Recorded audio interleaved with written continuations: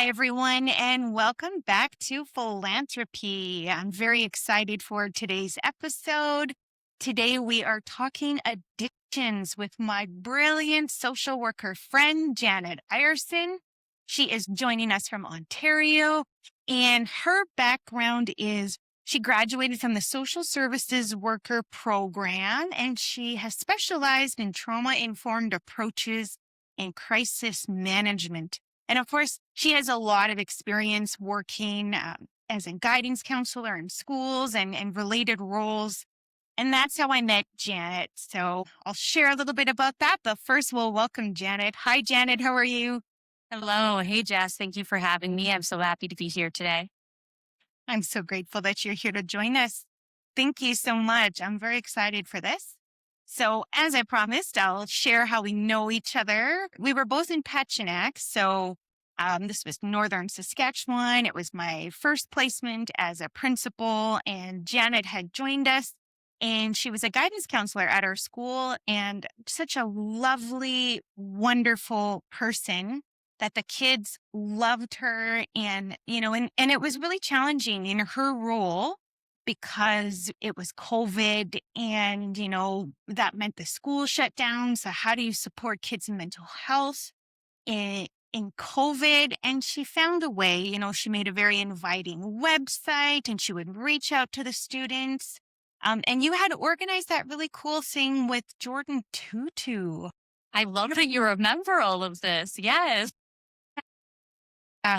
That shows how good of a principal you were, Jess. So I did. I made a virtual classroom to try and keep the students engaged and engaged with me, even through the separation physically at that time. So sharing that on social media and throughout the community was really important at the time. Yeah, the Kids Help Phone program, Brighter Days, that's what we had brought to St. Louis School. And that is an amazing program. But he never actually I don't think he made it out there, did he?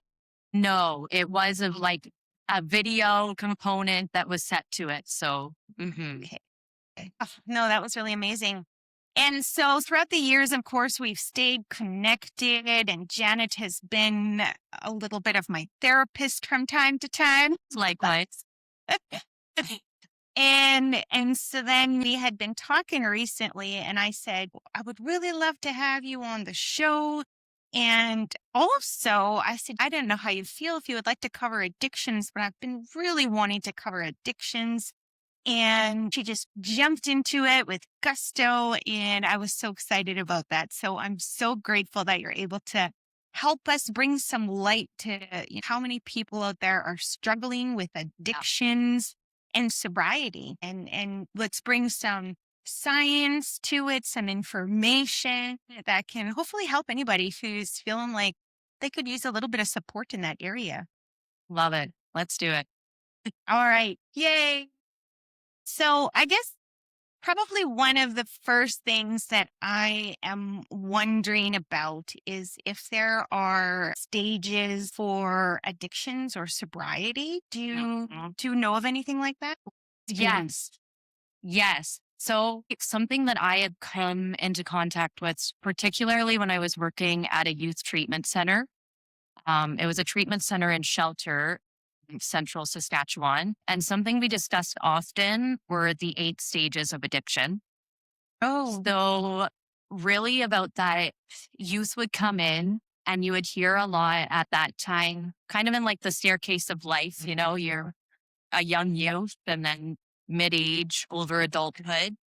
In that younger youth age demographic, you see a lot of that contemplation with experimentation, which is that first stage. Unfortunately, we would also see them in that second stage of regular use and in that third stage of risky use, which is typically where we would see youth coming in during that active addiction and needing support in order to have healthier coping mechanisms that they may not have been able to build due to life circumstances in their younger youth. And I mean, they're still youth that I was working with. That's why I enjoy working so much with that youth demographic, because you can make such an impactful change at such a young age.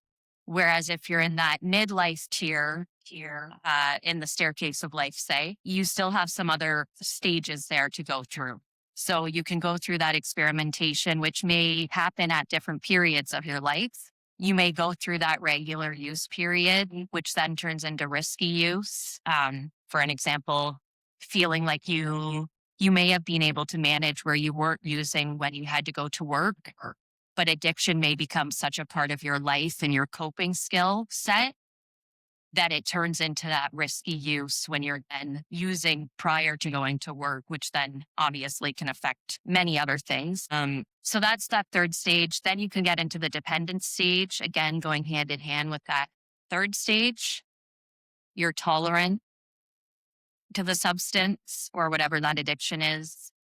And if you choose to seek treatment or choose to rehabilitate yourself, then that withdrawal period, the addiction, loss of control, and the final stage, recovery, healing, which again is a process. And when you're at that later stage, you might heal in your younger teen years and there may be a relapse and you're back in that stages of addictions at another time in your staircase of life. Hmm. Mhm. Wow, that's really interesting and makes a lot of sense that it can start at an early age and definitely progress. Yeah. And I think that's something that is very often that people, exactly what you mentioned, that they relapse. Even with the best of intentions, that sometimes it can be a huge struggle, right? Trying to find your way to sobriety. So I'm wondering, like, do you think that and the reason I say this, I'm wondering if there are people who have maybe a more addictive personality or they're more likely to struggle with addictions. Just because I read something this morning and there was this guy, his name was Alan Watts. I don't know if you've ever heard of him. Have you? Really? Yes, yes. Very I'm interesting. not Okay. familiar, but I've definitely Oh, heard the name. okay, good. Yeah, so he considered himself like a philosophical entertainer because at the time in his life, this would have been in the 20th century, he was more or less like a guru because he was bringing a lot of Eastern wisdom and Eastern thought to the West.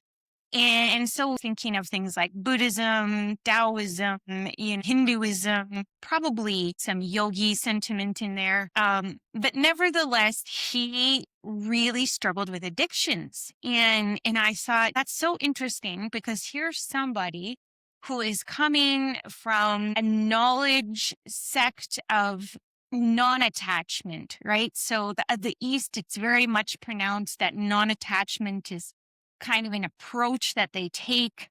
And here was somebody who struggled with attachment to a substance, to a coping mechanism.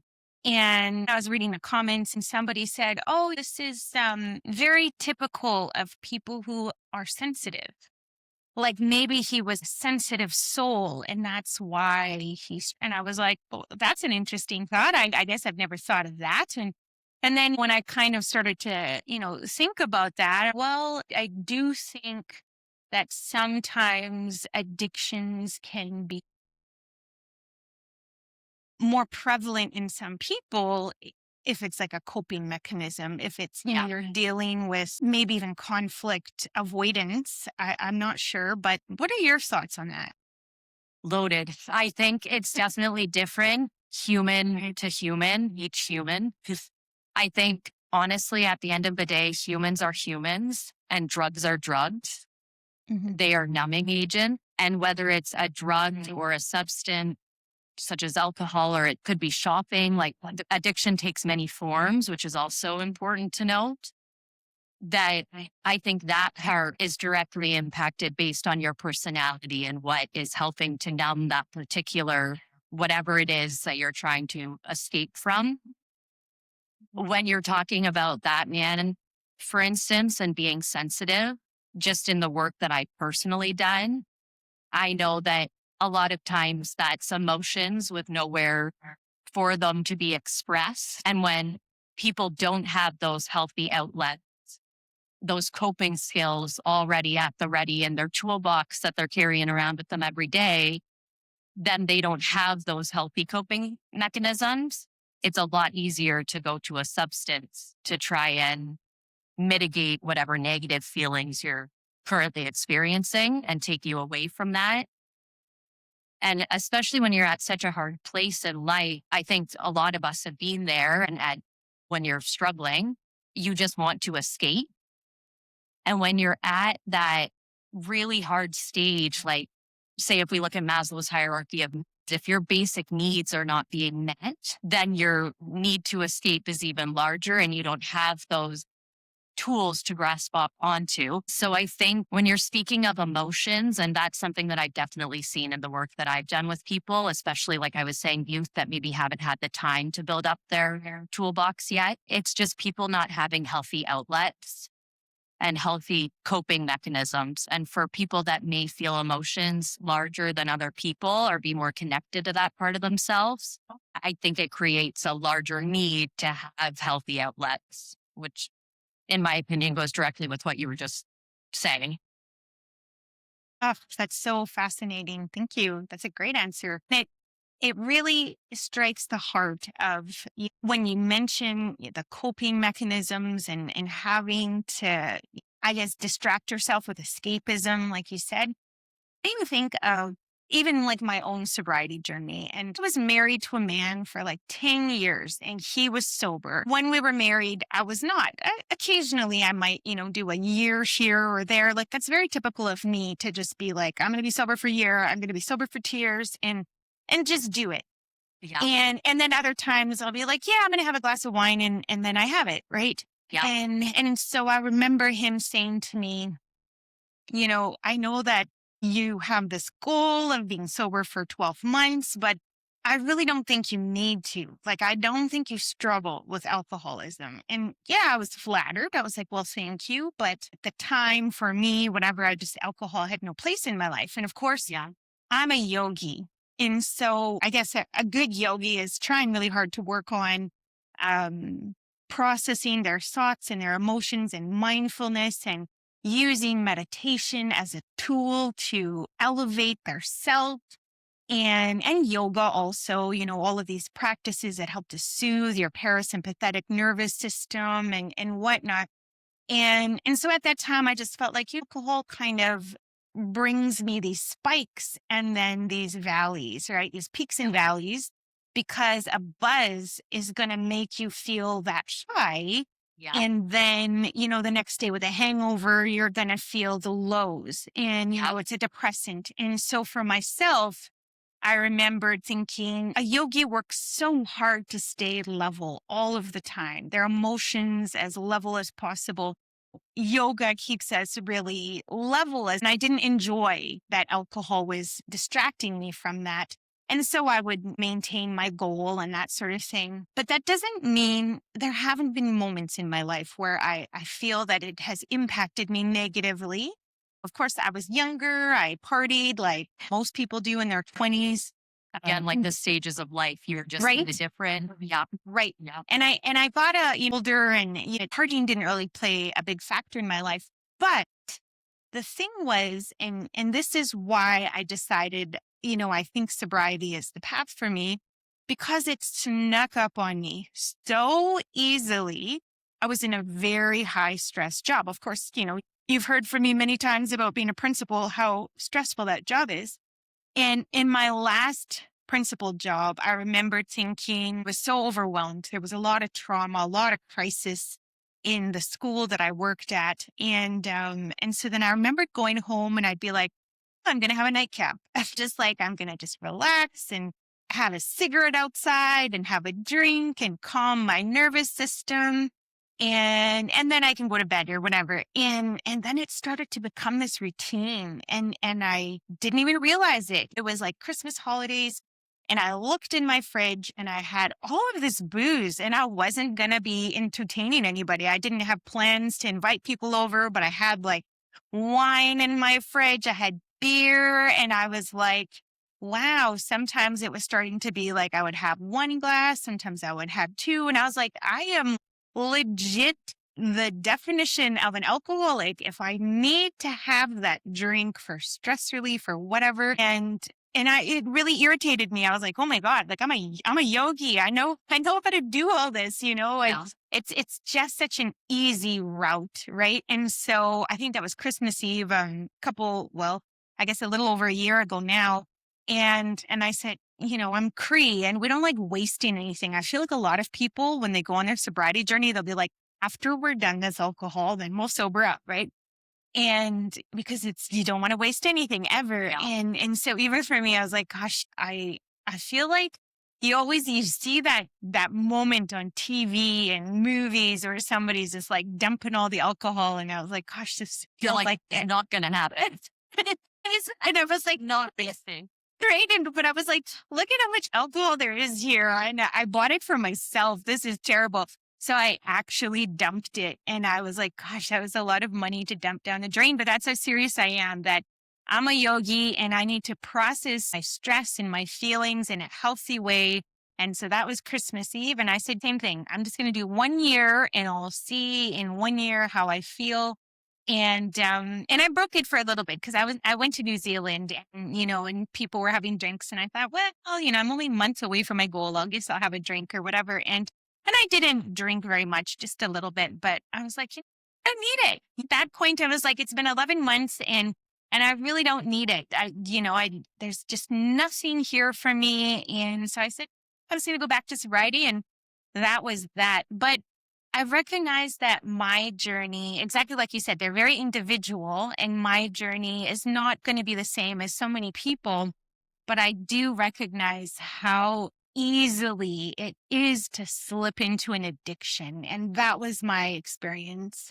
And that's the thing that I think is so important, that as a society, we are looking at addiction instead of it being this big scary monster that we feel so far away from in life. It needs to be known that addiction can possibly be a part of anyone at any time. It's just whether that key is getting unlocked and what life circumstances are happening and how you're coping. Hence why I was saying those coping skills are so important, Yeah. or having a third space to be able to go to take your mind off of things and really put your energy into positive things. Hmm. I really think that those coping skills are so important for that exact reason. And I don't know if at that time you found yourself maybe going into yoga a little bit more, or if you had those healthy coping skills that you are being pulled towards. Yeah. I If mean, that was it. I did like for myself, it's always pranayama, which is breathing techniques, and it's, Yeah. meditation, it's asana, which is the yoga on a mat, and prayer ceremony. And you really um, find that to be super grounding for myself to go to Yeah. ceremony. And of course, I'm a writer. And so I have writing, I have art, I have so many outlets, and I recognize that and I know that. And I think for myself, like I said, it was just easier because if it was a long day of work and I maybe was so busy all evening because I was also in school and a single mom. And instead of turning to a healthy outlet, I was like, I'll just have one drink and then I can go to bed and forget about it, repeat. As being it can be healthy. It can start in that healthy way where that relationship is just meant to be, oh, it is like a nightcap, as you call it. It's just a drink before bed. And I mean, I do that sometimes when my partner and I are watching football. You just have a drink, but I'm able, thankfully, alcohol is not something that I feel that I have struggled with. So that's Mhm. easy for me. Whereas another substance or another addiction, it may unlock something within me. Mhm. Um, so I think it's about where you are at the time Yeah. as well. Because even if you look at those 8 stages, before I was talking about the stages of addiction, but if you look at the 8 stages of recovery as well, you are starting with the pre contemplation stage, which you got into discussing your story. Then you have that contemplation phase of, okay, now that I see that this is kind of a problem, what am I to do with this?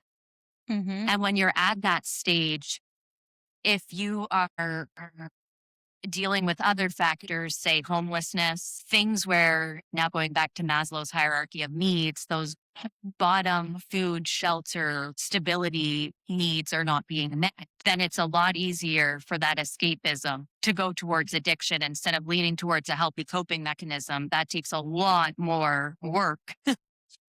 And when you don't have that effort inside of you because you're already in survival mode, not only are you exhausted, but also the way that your brain is working, it's not working at maximum capacity. I don't know if you probably have with the stuff that you're into as well, but using your fists like this as the brain and this being your prefrontal cortex, your limbic system is back here. And the limbic system is that animal instinctual part of your brain. The front prefrontal cortex is where all of that rational decision making happens. And Sorry, I'm just going to pause you right yeah, there. Just for the people who are listening on Spotify and yes, who are listening on Apple Music, Janet has her hand up. So if you could just explain what part of your hand that you're holding in a fist, just in yep, case they can't visually see it. great plan. So I have my hand up in a fist here. It is a closed fist. So kind of at my top knuckles here, that would represent the prefrontal cortex. And it's kind of like a cap here that I'll make with my other hand that goes over that knuckle area. The back part of my hand here is your limbic system that attaches to your spinal cord back there. And all of that is connected when you are in fight, flight, freeze, survival mode, essentially. That prefrontal cortex that makes all of that rational decision making, that cap that I put on top of our brain, it flies away. People call it the owl. They say it flies away when you're experiencing stress, large stress. And so then you're left with survival. The only brain that you have is not making long term, rational, good decision making. You're left with the bare bones. I am here to survive. So obviously, it's a lot easier to go to addictions, escape, rather than I'm going to go to counseling because that takes a lot of effort that I don't have. That is not even attached to my brain right now. It's left. And especially when it's long term stress, one day that you might feel attached, the next day you might feel like it's gone. Even throughout a day, your day is a lot more of a roller coaster than somebody that is in a healthier place at that time in their life. But I think the thing that is exciting and that I love about the work that I get to do front facing with clients is you get to rewire those neural pathways and you get to implement some new tools that can be put into that toolbox. And some days that toolbox might not be accessible for people. But if there's even one time where there's a tool in there that they're able to whip out and use and it keeps them at bay for a day or an afternoon, then that's progress. And I think people also need to be just aware of the science behind it and that it's not a you problem. It's just being a human. I really love that you said that. Actually, there's this group that I had joined on Facebook. It's a sober Indigenous group. I'd seen a question that somebody had posted and they had said, a lot of people were sharing their stories and lots of people were celebrating that they'd been sober for 23 years or 12 years or whatnot. And of course, people are really happy and proud of them and that sort of thing. But there was somebody that had posted, great for you, yay for you. But what about those of us who are just trying to get by today and we're struggling and it's not easy? And some of you have been doing it for 23 years, maybe has become your lifestyle and you're used to this now, but some of us are in active recovery. And I guess that'll change for everybody too. I mean, that's not to say somebody who is 23 years in doesn't have a moment where their sobriety is on the line. You could have a crushing moment like a death or something that could seriously impact you and send you spiraling. But for other people who are, say, even newbies on the journey of sobriety, when you're talking about like some of the tools that people could access, what are some of the tools that you're thinking of that could be really beneficial for somebody who is just learning Yeah. how to be sober?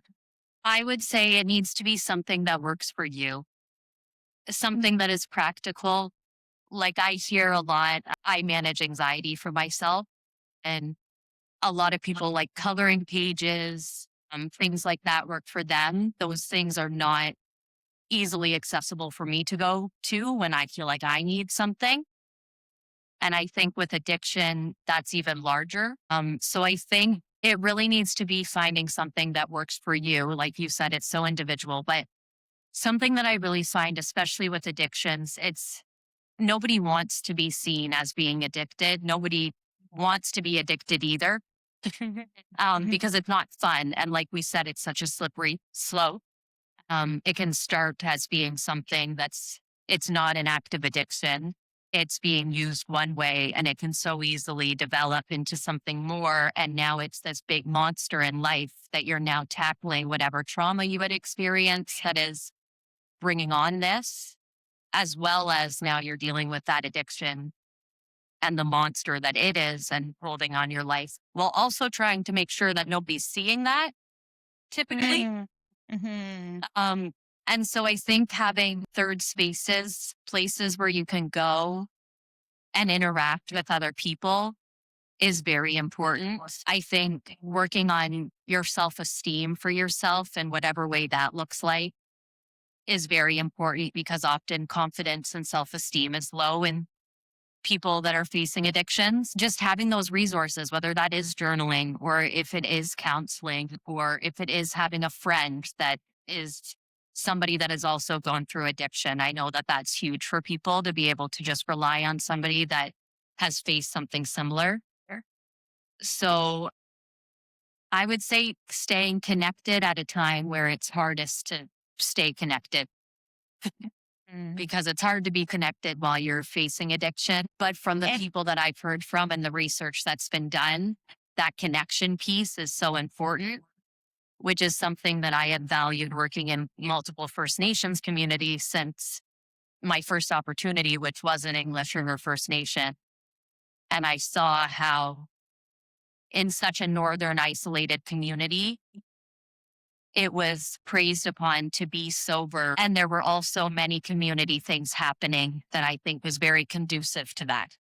mm, Mm. thank you. I do think it's really interesting what you were saying about acknowledging where you're at. And I Yeah. do think that there's maybe a lot of shame around addictions, and the shame can lead to denial that Yep. you have an issue, that you have a problem at all.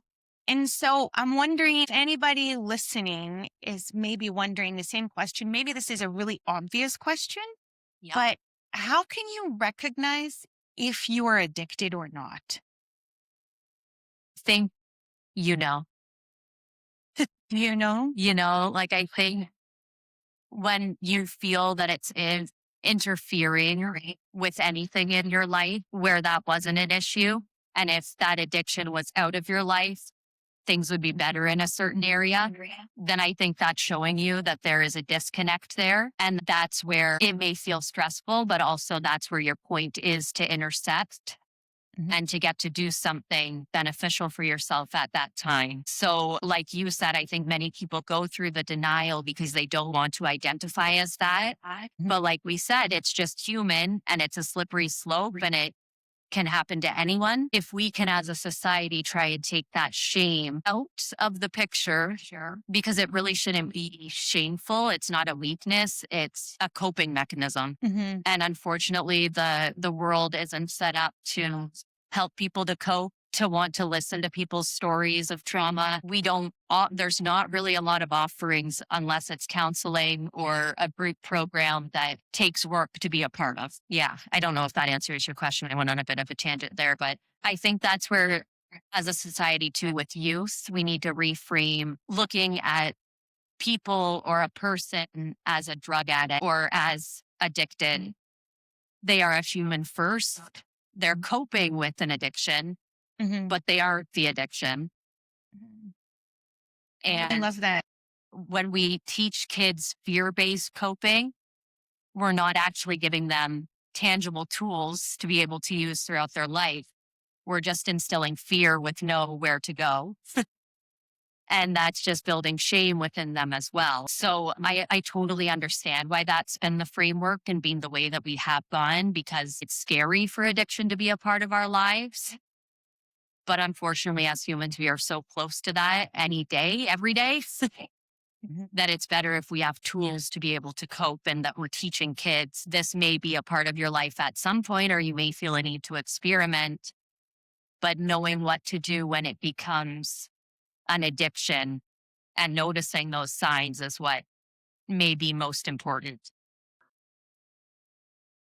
No, I think that's really true. And I think exactly what you said, that you know deep down that there is something about whatever this thing is that you're leaning on, and it has become a crutch, and you can't imagine your life without it, even at the cost of destruction in your life, right? Because that's what happens when we have addictions. It does start to pour into areas of our life in a way that, we maybe didn't want to see happen, but, it can easily take over things. Now, of course, for me, I'm thinking mostly of sobriety from alcohol, but I love that you mentioned how addictions can take so many different forms. Like we're thinking of shopping, porn, like all kinds of different addictions. And I think that maybe that's something that happens sometimes, that let's say you decide you're going to tackle an addiction such as alcohol, and you decide, okay, I'm going to sober up from alcohol. And then we hear of this dry drunk phase that people mention, that you're sober from alcohol, but you haven't done the work. But I think sometimes people also now will substitute a new addiction, that now we're not addicted to alcohol, but maybe now we've turned to gambling. Like you said, there's so many different forms of addiction that as humans, we're really clever. We think, well, then on top of this, Especially when shame's involved. right, right. And so I think it's really key that people are really honest with themselves. I know for myself, as a yogi, and I know I always say as a yogi, because for me, it is understanding my own baseline, right? And that's why I need to stay at a level state as often as possible, so that I can understand when something shifts in me. If suddenly I feel angry for something, that I immediately go to explore it, and I say, okay, now it's time for some meditation or some journaling or something to understand, why am I in this pissy mood? What is going on? And then, okay, now what can I do about this situation? And so for me, that's why I value having a sober state all the time, just because it's so challenging to be a human. We can have all the toolboxes in the world, but that doesn't mean we're going to have a perfect life ever. Yep. And I think that's why sometimes it can be so much like person versus the addiction. Mm, And then you're creating this. Clearly, I speak with my hands a lot for those audio listeners when I'm showing that it creates like a conflict with those two things. But if you can look at it as a process, it takes that pressure and shame off of you a bit. And if you can look at it as, okay, this is what I've been through. This is scientifically what has happened to my brain. This is realistically where I'm at as a human. mhm, How can I now progress forward in a healthier way? And that might not change overnight, and not putting that pressure on yourself to change overnight either, I mm, think is really important. But again, it's all related to that shame and just the way that as a society, I think we look at addiction. I do feel confident that things are changing, and the way that people are looking is definitely shifting. mhm. I just think we need to hold space for people and what they've been through, and really understand things more so than just speaking words. Mm. I think so too. And, and I have noticed that in society in general, if there's any kind of event, if there's any kind of fundraiser, if there's really any sort of celebration, there's often alcohol involved, right? If you go to some kind of a a theater, a ballet or something. There's a bar, and there's constantly a bar. And I feel like with the legalization of alcohol, the legalization of weed, that now it's so accessible and it's so easy and socially acceptable that you're drinking, you're getting high with people, and people have normalized it in society. And so I think that can be part of the struggle, that because now I feel that maybe you might feel that you're an outcast, that somehow it's a new shame of being sober, right? Where it's like, okay, now I have to proclaim to people that I'm sober because I've struggled with an addiction while everybody's merrily drinking or getting high and maybe in denial of their state of addictions, that maybe they're not coping very well, but they say, oh, well, I have it under control. And it kind of makes people feel socially awkward because you don't want to maybe ruin everybody else's fun by saying, hey, wait a minute, I'm choosing to abstain from anything like that. And maybe I have to leave early and I don't know if there's sober drinks offered aside from Coke or coffee. And even for me as a yogi, I try to avoid caffeine, and it's not easy. That's something else. But I think that socially it can be very challenging. But also, I love that you mentioned when you were in English River in Pachinak that there was really a lot of celebration around sobriety. And I think that Something I that's think about some, a lot. yeah, and I think that that's very true in a lot of indigenous cultures everywhere, that there's a big push for sobriety. And I recognize that for myself because I'm Cree, and it's definitely celebrated in that culture that people are sober. You go to ceremonies and walk the red road. And, but also as a yogi, I get it from two sides, right? Because in yoga, also the same thing. It's definitely encouraged to not drink for all the reasons that I just mentioned about, knowing yourself and being in charge of your energies and that sort of thing. So for me, I feel like it was twofold. I had it from both sides. And so it always felt like a little bit, I don't know, it was maybe unsettling for myself just coming from these two different areas. When I would sit and have a drink, I just felt like I was contradicting a lot of things. Yep. And That so, were yeah, instilled in you from a very early right. age as a value system, which that makes complete sense.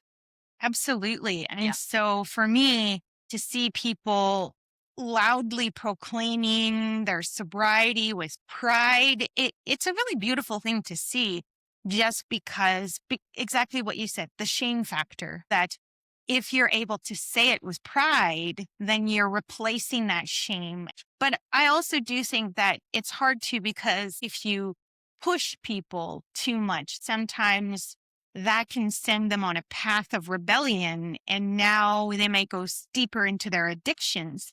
So even for people around me who have been considering sobriety, I like to encourage it, but at the same time, I don't want to preach about it, because I feel like if I'm pushing them, then they might feel judged, and they might feel like, well, I'm just going to go be a closet drinker and not tell Jess because she's going to judge Reinforcing me. that shame.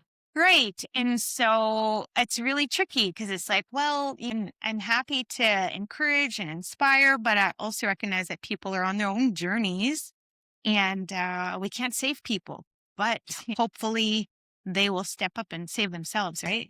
Yeah, I love that you brought up that point because I know you and I have discussed this previously, just in our regular conversations. We're always going deep, but Yeah. it was really big to me when I first moved to English River, and coming from the only experience, I was in my young 20s at the time. I think this was 2019. Like, I think I was just 20, or maybe I was 21, something like that. Not a lot of real world experience yet. Born and raised in the same city. I did get an experience to work like an hour and a bit away from my hometown for a bit with some youth. And um, I enjoyed working in another community, but it wasn't until I went to English River that I really got into experience living and working somewhere else for the first time. And something that really stuck out to me that was different from my personal experience was as we were driving the 918 going down that gravel road, Right. was when you get into the reserve, there's a bunch of signs that say, "We care about our children, keep the drugs away, don't do drugs." A lot of obviously well intended and based on the trauma that these communities have undergone. No wonder why you're saying drug dealers, get out of here. Hmm. Um, it makes so much sense to me. I think for somebody that is currently going through active addiction and feeling lost within that and already feeling alone and feeling ashamed, they don't want to identify as what they are experiencing. And I think that's where it may be a shame pressure kicker, like what we were discussing. Hmm. Um, but I do think if it's something that is making your life healthier, then it's important to have that lens as well being discussed with you from an early age. So there's definitely, it's kind of just like everything in life, what you do with it, I guess, once you're given that information. Well, I agree with the messaging and the impact it can have, in a community when you're driving in. And I do recognize that a lot of Indigenous communities have really struggled with this, especially if they're maybe communities that are closer to urban centers. Then they usually have more addiction struggles. So then there's often, drug dealers who have specific houses, and you'll see it on social media where people are like, wow, so and so is a drug dealer. What are we going to do about it? They're harming our children. And so some reserves have elected to evict these members from the houses and have said, we have wanted to support you. Of course, you're a band member. This is your family member. Yeah. But really, there's a real fear that you're selling to the kids when you're corrupting their lives. And so because you're in active addiction and you're refusing help, you don't get to set up shop here. And so they've evicted them. And of course, you're definitely going to have people on both sides of the fence with that, because there are going to be people who celebrate that you're looking out for the other community members, you're taking a stand, you're taking action. But then on the other hand, on the flip side of that, you're going to have the family members of these people. And for Indigenous communities, putting somebody outside the community, like ostracizing them and getting them out of the community, was like a death sentence a long time ago. And I think there's still, some trauma around that people maybe feel that it's still very similar. But I know that that's a big struggle many communities are facing right now. And as we think of these northern communities with road access, some of them still have gates up. Like my community in Canoe Lake, we still have a gate set up, and people get frustrated with that gate and they say COVID is done. And you were there during COVID, and the amount of gates we had to go through just to Was get unreal. groceries. We had to go through like 3 sets of gates to get groceries. And you needed a letter it was very reminiscent of the past system. And I think that was very triggering for a lot of Indigenous people, that we felt like we were being barricaded in our homes, in our communities against our will. And this was not very long ago, where we had an Indian pass system and an Indian agent who would allow people in or out of the community. And now we still have this. Of course, now it is the sovereign nation that is imposing this restriction. But for my reserve, it was found to be that it's a better route to try and keep out drugs. It became less about COVID and more about how do we check for weapons that are entering the community? How do we check for drugs and bootleggers and that sort of thing? And I don't know that it has made a huge difference, but perhaps it has. And I think the beautiful thing is that First Nations communities are vulnerable enough to open this as a topic of discussion based on the trauma that communities have gone through and the impact long term that it has had on communities, and that those signs are there to prevent people from dealing with that trauma through addiction. And I think that's the difference there. Like if you have community to fall back on and you know that they're there to help you, Hmm. then that shame isn't as pronounced because it's still creating a safety net around you for when you're ready for change. Right. And I think that's where the nugget of that is that you need to have that community aspect there, which is what I appreciate so much in the First Nations communities that I've worked in. Mm. And I do think that maybe as long as the community has set up some sort of support, a multi stage support system before we get to the evictions, right? That as a community, we gather and we talk and discuss and determine the first stage is maybe they need to get some kind of a warning, a mental health check with police. And then, the next stage is, okay, we need you to attend a rehab situation. If there have been documented cases of you being a bootlegger, you getting into trouble with drugs, selling drugs, that there's a multi-stage process and you have to complete a 90-day treatment center or whatever the time period is. Yeah. And to go through in order to keep this housing, and to keep this residency on the reserve, that you need to meet these criteria. And if all else fails and you have not met your end of the deal, you haven't, owned up to your actions, then yeah, okay, the last stage is, an eviction. And I'm assuming that most reserves, that's kind of the process that they're following. But of course, that's a very drastic stage, but Yeah. maybe That's something that was a model that was being utilized actually in Pachinak when I was working as a school counselor there. I got to be a part of hub meetings where we would get to meet with, there was only myself and two other social workers in the community. And then the RCMP were part of these meetings, and health center staff, any front facing staff that had direct communications with community members. It was a place for us to get to meet. Obviously, things were kept confidential, but if things were at such an extreme level where it was a worry for someone's safety or for the community's safety, it was an open space where you could bypass that confidentiality so that action could be taken to ensure the safety of all of those involved. So I think I was so inspired by that model, and I had never seen anything like that until I had experience being in Pachinak. And that's the difference right there of a community support or just checking a box to get your job done and not really helping the person as a whole person and seeing the story as a whole story. That was actually real work being done of all of those professionals that were trying to assist somebody coming together around one round table and getting to discuss how we're actually going to help them with an actionable plan and takeaway steps.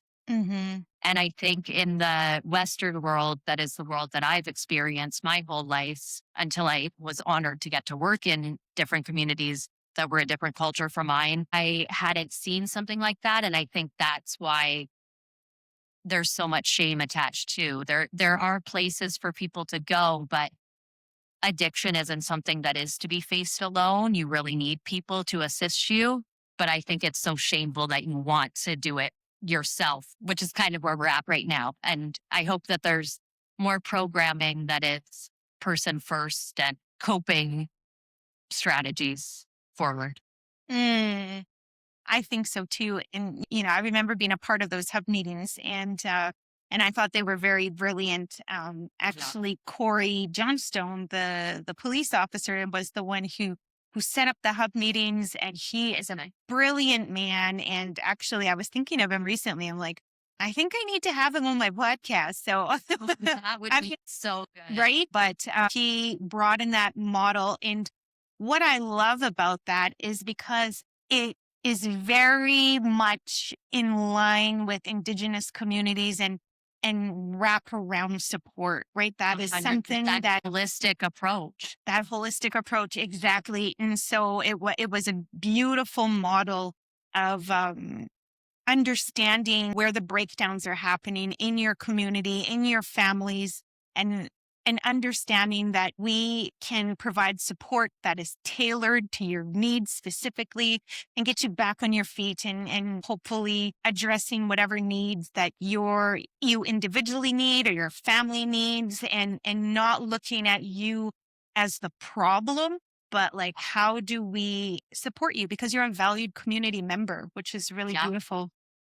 And getting to put multiple heads together to That's think it. of a way, like you said, I love that, that's tailored to that person or that family's situation. Because, like we talked about, no story is the same. And the way that somebody needs assistance typically is not going to be the same as somebody else.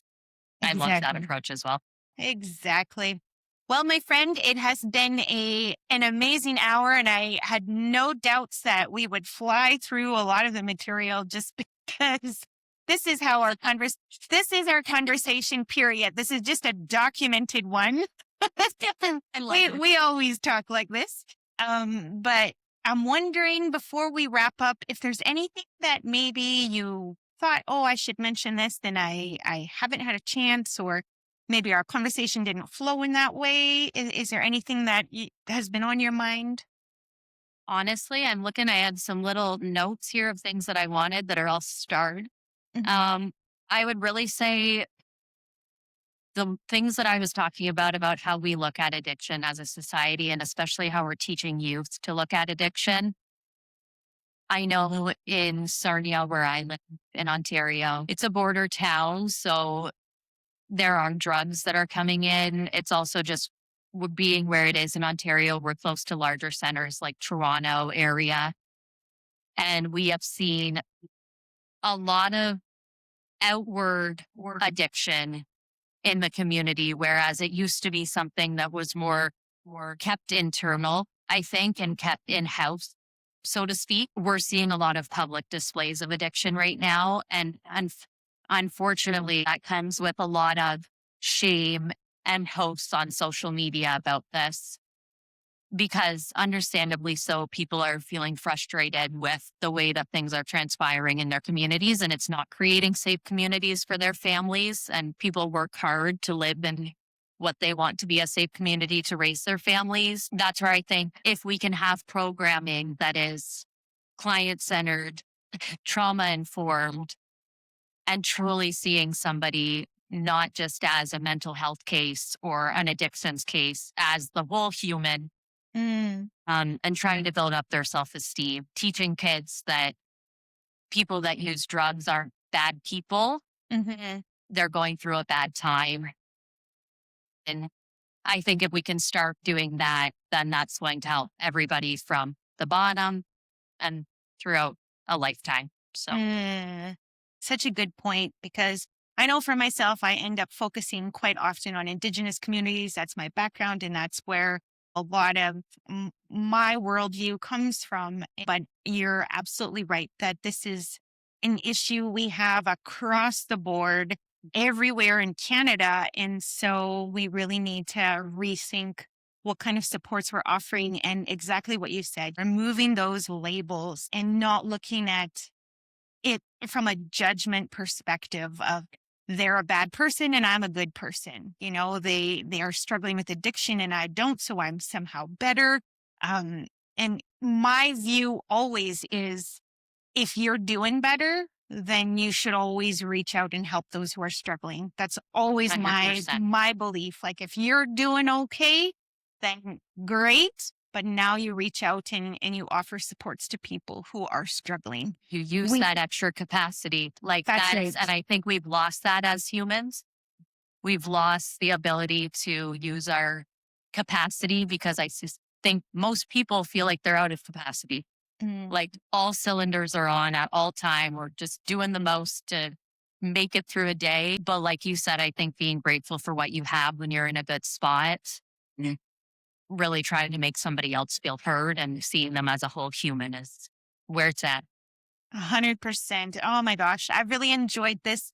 Thank you so much for sharing your knowledge, Thank your you for having me. expertise. This has been so brilliant, and I knew it would be a wonderful talk. And so I'm so grateful to you, lovely lady, for As am all of I. your. Aw, thank you so much. You're the best, and I appreciate it. Thank you, Jess. Thanks for having me on. Oh, it was wonderful. We'll have to do it again soon. We will. Okay, well, you take care, my dear, and have a wonderful day. See you. Bye. Thank you. Bye, everyone.